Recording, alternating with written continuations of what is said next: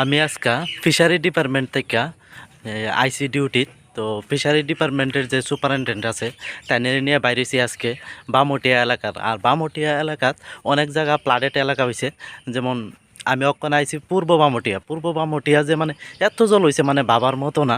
আমি মানে আগরতলা থেকে তো ভাবতে পারছি না যে আগরতলা এমন বৃষ্টি হয়েছে, কিন্তু বামুটিয়া যে এত বৃষ্টি হয়েছে মানে তোমরা দেখায়, আমি দেখলে বুঝতে পারবা।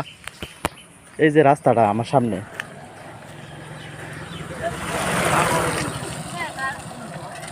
এই যে রাস্তাটা কিছুক্ষণ যাওয়ার পরে রাস্তাটা একদম জলের নিচে।